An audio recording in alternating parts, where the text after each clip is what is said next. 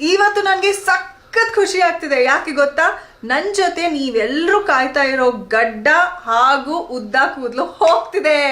Isn't it an eventful day? S.